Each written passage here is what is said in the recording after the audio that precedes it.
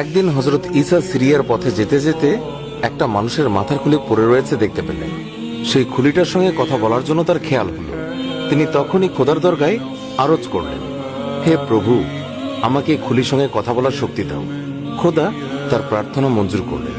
হযরত ঈসা খুলিকে বললেন, হে অপরিচিত কঙ্কাল, তোমাকে যেই কথা জিজ্ঞাসা করব তার ঠিক ঠিক উত্তর দাও।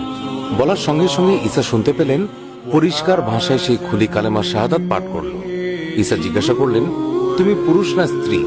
খুলি উত্তরে বলল, পুরুষ। ঈসা বললেন, তোমার নাম কি? খুলি উত্তরে বলল, জামজাম। ঈসা আবারও জিজ্ঞাসা করলেন, আগে তুমি কি ছিলে? খুলি উত্তরে বলল, আমি বাদশাহ ছিলাম। ঈসা বললেন, বটে, তোমার জীবনে কি কি কাজ করেছিলে? খুলি উত্তরে বলল, আমি আগে একজন বাদশাহ ছিলাম। ধন দৌলত লোক লস্কর আমার এত বেশি ছিল যে দুনিয়ার বাদশাহরা দেখে অবাক হয়ে যেত। তারা আমাকে দেখে খুব ভয় আর সম্মান করত, কিন্তু আমি কারো উপর কোনো অত্যাচার করতাম না। গরিব দুঃখীদেরকে সাধ্যমতো দান করতাম। সমস্ত দিন নিজের কাছে ব্যস্ত থাকতাম, কিন্তু ভুলেও কখনো খোদার নাম মুখে আনতাম না। এমনি করে অনেক দিন আমি বাদশাহী করেছিলাম। একদিন দরবারে বসে কাজ করছি, এমন সময় হঠাৎ করে আমার মাথা ব্যথা শুরু হলো। মাথা ব্যথা ক্রমেই বাড়তে লাগলো, কিন্তু যন্ত্রণা ক্রমে অসহ্য হয়ে উঠল। যেখানে যত বড় হেকিম ছিল, চিকিৎসার জন্য তাদের সকলকে ডাকা হলো, কিন্তু কিছুতেই কিছু হলো না। যন্ত্রণায় ছটফট করতে লাগলাম, মাঝে মাঝে অজ্ঞান হয়ে পড়তে লাগলাম। এমন সময় হঠাৎ করেই একটা আওয়াজ আমার কানে ঢুকলো। কেউ যেন চিৎকার করে বলছে, জমজমের প্রাণ বের করে দোজখে ফেলে দাও।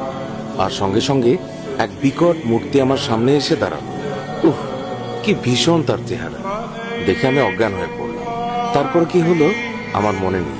যখন জ্ঞান ফিরে এলো তখন দেখলাম প্রাণ নিয়ে যাওয়ার জন্য আজরাইল একা আসে, তার সঙ্গে আরো অনেক ফেরেশতা এসেছে। কারো হাতে লোহার ডান্ডা, কারো হাতে শিক, কারো হাতে খোলা তলোয়ার। সমস্তই আগুনে পোড়ানো জবা ফুলের মতো রাঙা। তারা সেই সব দিয়ে আমাকে খোঁচা এবং শেখা দিতে লাগলো। আমি যন্ত্রণায় চিৎকার করে বলতে লাগলাম, ওগো, তোমরা খুঁচিয়ে খুঁচিয়ে আমায় মেরো না, আমায় ছেড়ে দাও। আমার ভান্ডারে যত ধন দৌলত হীরা জহরত আছে সব তোমাদেরকে দেব। এই কথা শুনে তাদের মাঝে একজন লোহার মতো শক্ত হাতে আমার গালে একটা চাপড় দিয়ে বলল, রে নাদান, খোদা কারো ধন দৌলতের পরোয়া করে না। যন্ত্রণায় অস্থির হয়ে কাতরভাবে মিনতি করে বললাম, ওগো, তোমরা আমায় ছেড়ে দাও। তার বদলে আমার বংশের প্রত্যেককে আমি খোদার নামে কোরবানি করব। এই বলে তাদের দয়ার ভিখিরি হয়ে কাতর নয়নে তাদের দিকে চেয়ে রইলাম। তারা দাঁত কর্মর করে ধমক দিয়ে বলল, রে বেয়াদব, খোদা কি ঘুষখোর? আজরাইল তখন ফেরেশতাদেরকে বললেন, আর দেরি করো না, এখন এর প্রাণ বের করে দোজখে ফেলে দাও। আর তারপর তারা আমার প্রাণ বের করে নিয়ে গেল। তারপর কি হলো তা জানার ক্ষমতা আমার রইল না। হঠাৎ করে মনে হলো আমার জ্ঞান ফিরে এসেছে। চোখ খুললাম, আমি কোথায় আছি প্রথমে বুঝতেই পারলাম। অন্ধকার, চারিদিকে ঘন অন্ধকার, আলো নেই, বাতাসও নেই। এই অবস্থা আমার অসহ্য হয়ে উঠল।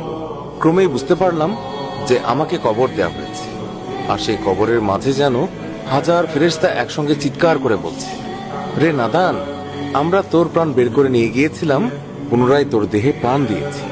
এখন এই কাফনের ওপর লেখ, দুনিয়ায় কি কি কাজ করেছিস। জীবনের প্রথম থেকে শেষ পর্যন্ত যা যা করেছি সব আমার মনে স্পষ্ট জাগতে লাগলো। আমি এক এক করে অল্প সময়ের মধ্যে সব লিখে ফেললাম। তারপর ফেরেশতারা ভয়ঙ্কর গর্জন করে আমাকে জিজ্ঞাসা করল, বল, তোর খোদা কি? আমি ভয়ে ভয়ে উত্তর করলাম, তোমরাই আমার খোদা, আমি অন্য খোদা জানি না, তোমরা আমাকে রক্ষা করো।